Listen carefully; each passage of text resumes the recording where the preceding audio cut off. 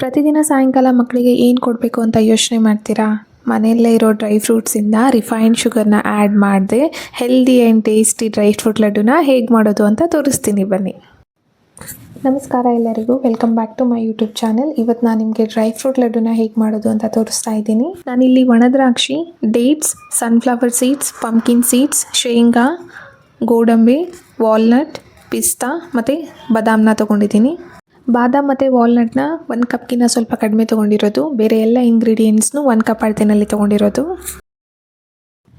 ಒಣದ್ರಾಕ್ಷಿ ಮತ್ತು ಡೇಟ್ಸ್ನ ಬಿಟ್ಟು ಬೇರೆ ಎಲ್ಲ ಇಂಗ್ರೀಡಿಯೆಂಟ್ಸನ್ನು ಕುಟಾಣಿನಲ್ಲಿ ಸ್ವಲ್ಪ ಕುಟ್ಕೊಂಡು ಬನ್ನಿ, ಇಲ್ಲಾಂದರೆ ಮಿಕ್ಸಿನಲ್ಲಿ ಕೋರ್ಸಾಗಿ ಗ್ರೈಂಡ್ ಮಾಡಿ. ನಾನಿಲ್ಲಿ ಎಲ್ಲ ಇಂಗ್ರೀಡಿಯೆಂಟ್ಸನ್ನು ಕುಟಾಣಿನಲ್ಲಿ ಕುಟ್ಕೊಂಡು ಬಂದಿದ್ದೀನಿ. ಹಾಗೆ ಡೇಟ್ಸಿಂದ ಸೀಡ್ಸ್ನ ರಿಮೂವ್ ಮಾಡಿದ್ದೀನಿ. ಸೊ ಹೀಗೆ ಕಾಣಿಸುತ್ತೆ.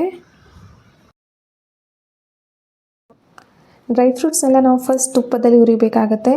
ಸೊ ಹಾಗಾಗಿ ನೀವು ಪಾತ್ರೆನ ಚೂಸ್ ಮಾಡಬೇಕಾದ್ರೆ ಸ್ವಲ್ಪ ದಪ್ಪ ತಳ ಇರೋ ಪಾತ್ರೆನ ಚೂಸ್ ಮಾಡ್ಕೊಳ್ಳಿ. ಹಾಗೆ ಗ್ಯಾಸ್ ಫ್ಲೇಮ್ನ ಲೋನಲ್ಲಿ ಇಟ್ಕೊಳ್ಳಿ. ಫಸ್ಟ್ ಬ್ಯಾಚಲ್ಲಿ ನಾನು 2 ಸ್ಪೂನ್ ತುಪ್ಪ ಹಾಕಿದ್ದೀನಿ.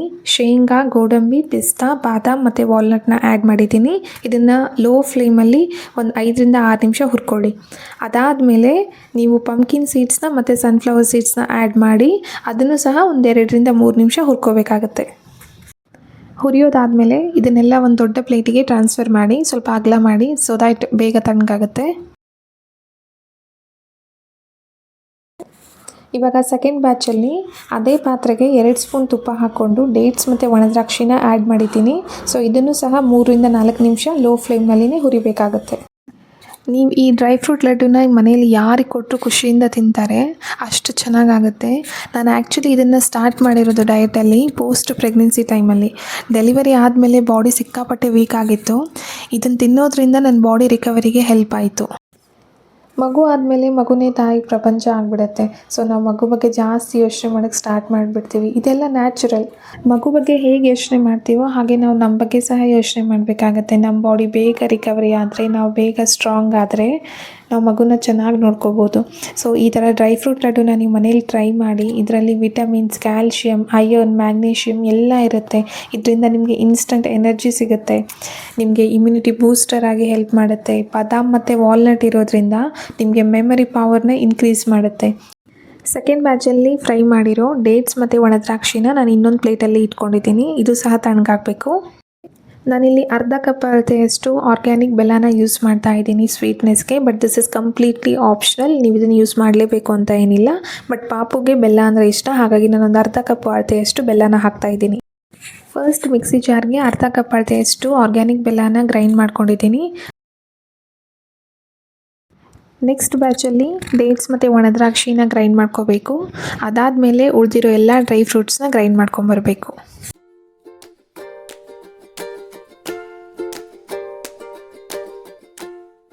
ಇವಾಗ ಗ್ರೈಂಡ್ ಮಾಡಿರೋ ಬೆಲ್ಲ, ಡೇಟ್ಸ್, ಒಣದ್ರಾಕ್ಷಿ ಮತ್ತು ಡ್ರೈ ಫ್ರೂಟ್ಸ್ನ ನೀಟಾಗಿ ಕಲಿಸ್ಕೋಬೇಕು.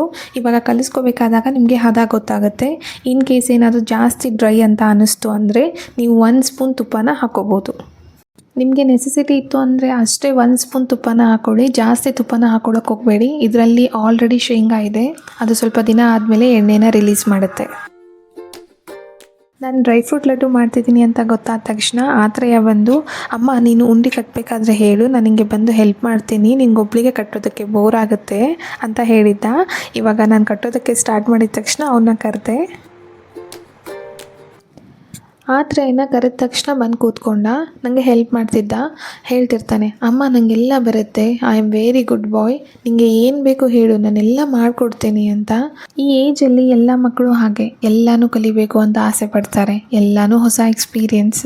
ಸೊ ಇವಾಗಲೇ ಎಷ್ಟು ಕಲಿಸೋಕ್ಕಾಗತ್ತೆ ಅಷ್ಟನ್ನು ಕಲಿಸ್ಬಿಡೋಣ. ನಿಮಗೆ ಈ ವಿಡಿಯೋ ಇಷ್ಟ ಆಯಿತು ಅಂತ ಭಾವಿಸ್ತೀನಿ.